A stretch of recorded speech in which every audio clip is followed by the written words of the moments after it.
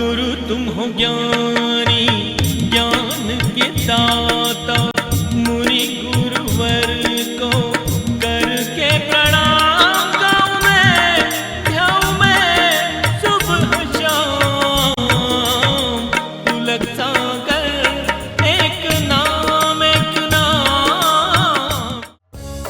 इस कार्यक्रम के पुण्यार्जक हैं श्रीयुत ओम प्रकाश बापूजी, पुष्पा देवी जी जैन, सूरत। कार्याध्यक्ष जिन शरणम तीर्थ ट्रस्ट एवं परम संरक्षक पुलक मंच परिवार। जब भी क्रोध तुम्हारे घर में आए, मम्मी को आए, पापा को आए, बच्चे को आए, भैया को आए, भाभी को आए, कोई भी क्रोध करे, एक नियम अपना लेना, उत्तर 5 मिनट बाद।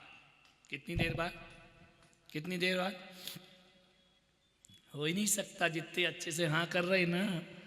उत्तर तो ऐसा तैयार है कि प्रश्न पूरा हो नहीं पाता और उत्तर रेडीमेड तैयार होता है। ध्यान रखिए, 5 मिनट बाद क्रोध से कहना भाई साहब 5 मिनट। मैं पुलक सागर कहता हूं, एक आदमी ने अपने दुश्मन को इतनी गाली लिखी एक चिट्ठी में, हजारों गालियां लिख दी। गुस्से में लिखते गया, तू ऐसा, तू वैसा। चिट्ठी डाल रहा था, मैंने कहा इधर क्या कर रहा है? बोले चिट्ठी डालने जा रहा हूं। मैंने कहा किसको? बोले दुश्मन को। मैंने कहा क्या लिखा है? हजारों गालियां लिखी है। मैंने कहा इधर रुक जा, इतना जल्दी मत कर, इस चिट्ठी को मेरे कहने से कल डालना। बोले महाराज डालूंगा जरूर। मैंने कहा आज नहीं, प्लीज कल डालना। बोले ठीक है, आप कह रहे तो कल डाल दूंगा। दूसरे दिन मैंने कहा चिट्ठी खोल के पढ़, कुछ और एक्स्ट्रा गाली लिखना हो और लिख दे, कुछ कसर रह गई हो। जैसे ही चिट्ठी पढ़ी और देखा उसने इतनी गाली, उसने कहा यार मैं इतना बड़ा आदमी हूं कि ये क्या घटिया गालियां लिख रहा हूं। मान्यवर, एक रात के अंतराल ने क्रोध बदल दिया। ध्यान रखना। उसने कहा क्या होता है गाली देने से? जो चिट्ठी लेटर बॉक्स में जाना थी वो चिट्ठी फड़ करके डस्टबिन में चली जाया करती है। क्रोध की तासीर है। यदि क्रोध को तुरंत उत्तर ना दो तो क्रोध को पंचर होने में ज्यादा देर नहीं लग। लेकिन हम तो तुरंत, तू शेर तो मैं सवा शेर। ध्यान रखना, महाभारत हो जाएगी। ध्यान रखना है, शेर पे सवा शेर मत बनो। दिमाग को, मगज को ठंडा रखो। मैं पुलक सागर आपसे कहता हूं, बहुत बड़े बड़े व्यापारी समाज हैं यहां पर। मैं एक व्यापार और आपको बताता हूं, तुम्हारे जीवन में सुखी सुख होगा। ध्यान रखिए, अपने दिमाग में आइस फैक्ट्री लगाओ। क्या लगाओ? लेकिन तुमने बिल्कुल भट्टी जला रखी है दिमाग में आइस फैक्ट्री लगाओ। जुबान में शुगर फैक्ट्री लगाओ। ध्यान रखना। और दिल में लव फैक्ट्री लगाओ। तुम्हारे जीवन को मंदिर बनने में ज्यादा देर नहीं लगेगी। दिल में लव मंदिर बनाओ, प्रेम के मंदिर बनाइए। जुबान में जो शुगर पेशेंट है ना, उनको भी कहा जाता है कि मीठा नहीं खाना, लेकिन ये नहीं बोला जाता मीठा नहीं बोलना। ध्यान रखना, तीखा बोलना मत, शुगर अपने आप लेवल पर आ जाएगी। ध्यान रखिए। माननीय आपसे निवेदन है, 15 मिनट का गुस्सा 24 घंटे की एनर्जी खत्म कर देता है। ध्यान रखना, विचार करना है आपको। ये लड़ाइयां, ये घर में बेमनुष्यताएं, क्रोध जब भी करो तो एक्सेप्ट करो कि हाँ मेरी गलती है। ये मत बोलो इसकी वजह से, उसकी वजह से बहानेबाजी बनाओगे, क्रोध कभी खत्म होने वाला नहीं है। ध्यान रखना। दूसरी बात, आपसे निवेदन है, दुनिया को मत बदलो, अपने आप को बदलने का प्रयास करिए। जुबान खारी मत करना, आंख लाल मत करना। ध्यान रखना, जिंदगी के जीवन का एक सूत्र है। क्रोध है ना, अकेला नहीं आता, विद फैमिली आता है। तुम्हारे कार्डों में लिखा रहता है ना, इष्ट मित्रों सहित। चले मत जाना, अकेले ही जाना। ध्यान रखना है। क्रोध जब भी आता है ना, अकेला नहीं आता, पूरी फैमिली के साथ आता है। क्रोध की एक मां है, मालूम क्रोध की मम्मी का क्या नाम है? क्रोध की मां। क्रोध कब पैदा होता है? मां से पैदा होता है ना। क्रोध की मां है उपेक्षा बाई, ध्यान रखना। थोड़ी सी अपेक्षा की उपेक्षा हुई और क्रोध का जन्म हो जाता है। उम्मीदें, जिस दिन उम्मीदें टूटती हैं उस दिन क्रोध का जन्म हो जाता है। कैसे अरमान लगा लेते हो? एक अम्मा जी बीमार पड़ जाए, वो बहू यदि पीहर में हो, वो बुखार तुम्हारा 104 है, घर में कोई नहीं है, दवाई रखी है, किचन में पानी रखा है, जब कोई नहीं है तो दवाई कैसे खाओगी?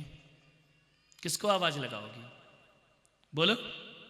कितना भी बुखार रहे खुद उठोगी, पकड़ पकड़ के दीवार जाओगी, दवाई भी उठाओगी, रेपर भी फाड़ोगी, रसोई घर से जाके एक गिलास पानी भी लाओगी, खुद ही पी लोगी ना। अकेले होते हैं तो किसी से अपेक्षा होती है क्या? और यही कंडीशन जब बहू है तब हो जाए, अब क्या करोगी? अब बुखार क्या कहेगा?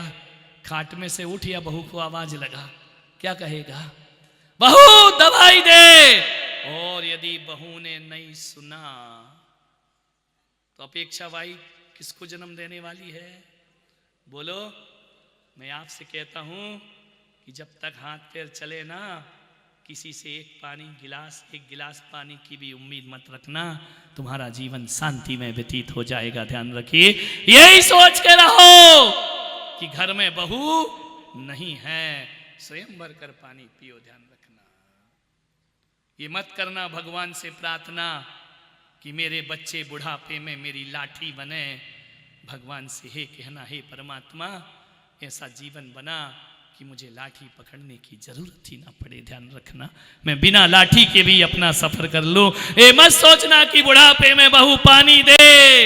हे परमात्मा इतना काबिल बनाना, मेरे पैरों में इतनी ताकत देना कि दौड़ दौड़ के तेरे मंदिर आ सकूं और रसोई घर में जाकर एक गिलास पानी खुद भर करके पी लूं। किसी से भी अपेक्षाएं लगाइए मत। क्रोध की मां है उपेक्षा। ध्यान रख, क्रोध के एक पिताजी हैं, मालूम उनका नाम क्या है? जीनू भाई, क्रोध के एक पिताजी हैं जिनका नाम है घमंडी लाल। ध्यान रखना, जहां अहंकार होगा वहां गुस्सा जरूर आएगा। ध्यान रखना, अकड़ होगी गुस्सा जरूर आएगा। क्रोध की एक पत्नी है जिसका नाम है श्रीमती सौभाग्यवती। सौभाग्यवती इसलिए कि क्रोध आज तक नहीं मरा और वो आज तक विधवा बनी नहीं। ध्यान रखना, वो क्रोध की पत्नी का नाम है श्रीमती हिंसाबाई। ध्यान रखना, क्रोध आएगा तो लड़ाई तो होगी, मारपीट तो होगी। ध्यान रखिए, क्रोध के दो जुड़वा बच्चे हैं, बैर और विरोध। ध्यान रखना, क्रोध की हिंसाबाई पत्नी होगी तो बैर विरोध का जन्म जरूर होगा। और क्रोध की एक नकचड़ी बहन है नखराली, मालूम है उसका नाम क्या है? जिद। ध्यान रखना, जिद्दी बाई क्रोध की सगी बहन हुआ करती है। मैं आपसे निवेदन करता हूं, ये जब भी क्रोध आएगा ये पूरी फैमिली को साथ में लेकर आएगा और तुम्हारे घर को बर्बाद करने में ज्यादा देर। अरे बहन से भी नाता तोड़ दो। घर में जाओ ससुराल में तो ये मत कहो पति से तुम्हारी बहन यहां नहीं आना चाहिए, तुम्हारी सास मां यहां नहीं रहना चाहिए। अपनी आत्मा से कहो कि मेरे जीवन में घमंडी लाल और उपेक्षा बाई नहीं आना चाहिए, मेरे जीवन में हिंसा नहीं होना चाहिए, बैर विरोध ना हो और जीवन से जिद निकल जाए तो जीवन में शांति आने में ज्यादा देर नहीं लगेगी। ध्यान रखना। मान्यवर, अंतिम बात कहता हूं, समय आपका हो गया, 5 मिनट ले लूं क्योंकि इनने मेरे 8 मिनट लिए हैं तो मैं 5 तो ले सकता हूं। कबीर एक झोपड़ी में थे, दोपहर को 12 बज रहे थे। एक जिज्ञासु कबीर की झोपड़ी में पहुंचा। जिज्ञासु ने देखा कई वर्षों से कबीर इस झोपड़ी में रहते हैं, लेकिन इनके घर से कभी भी लड़ाई की आवाज नहीं आती है। पति पत्नी है, झगड़ते नहीं है। उसने सोचा यार पूरे डूंगरपुर में एक घर ऐसा नहीं है जिस घर में लड़ाई ना हो। ये कबीर का झोपड़ा कैसा है, ये पति पत्नी कभी लड़ते नहीं। उसने कहा चल के पता करते हैं। दोपहर का समय था। कबीर अपनी झोपड़ी के आंगन में बैठकर रुई धुनक रहे थे, जुलाहा थे। जिज्ञासु ने कहा कि कबीर जी, बोले बोलिए। बोले एक जिज्ञासा का समाधान करोगे? बोले करूंगा। बोले आप दो पति पत्नी रहते हो, तुम में कभी झगड़े नहीं होते? कबीर ने कहा लड़ने की क्या बात, तुलसी या संसार में भांति भांति के लोग, सबसों हिलमिल चालिए नदी नाव संजो। कितने दिन का रहना है हमारा है, उसमें लड़ना झगड़ना क्या? नहीं कबीर दास जी, ज्ञान की बातें छोड़ो, सही बताओ तुम लोग में झगड़ा क्यों नहीं होता है? उसने कहा थोड़ा बैठ, चल के आया है, दिन है, 12 बज रहे हैं, थोड़ा शांति से बैठ, बताता हूं, मुझे रुई धुनकने दे। अरे उसने कहा कबीर दास जी जल्दी बोलो ना। तो बोले थोड़े 5 मिनट तो बैठ।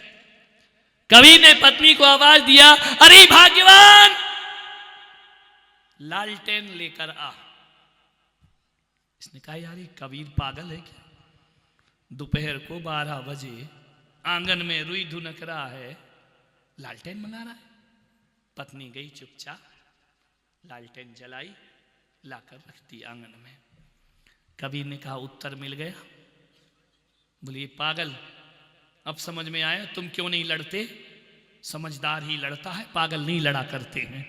तुम तो पागल के पागल, लग रहा पत्नी महापागल है। दोपहर को 12 बजे लालटेन, इसकी जगह मेरी पत्नी होती। समझ गए क्या? Dash dash dash. कबीर ने कहा नहीं आया समझ में। बोले क्या समझना, ये पागलपन की बात है। कबीर ने कहा थोड़ा और बैठ। कहा ओ भाग्यवान 2 गिलास दूध लेकर के आ। पत्नी 2 गिलास दूध लाई। 1 गिलास जिज्ञासु से कहा तुम भी पियो, 1 मैं पीता हूं। कबीर ने गिलास उठाया, गटागट पूरा दूध पी गए। जिज्ञासु को कहा तुम भी पियो। उसने कहा पी लूं, दूध पीने में क्या है। जैसे ही उठाया, दूध मुंह में लगाया, थूक दिया, हट तेरे की। बोले क्या? बोले कबीर तेरी पत्नी पागल है क्या, दिमाग खराब है उसका। कबीर ने कहा हुआ क्या? बोले नमक डाल के लाई दूध में, शक्कर डालना था, क्या लाई है? नमक। कबीर ने कहा उत्तर मिल गया। बोले ये उत्तर है? कबीर दास तुमको डूंगरपुर में नहीं, तुमको तो पागल खाने में होना चाहिए।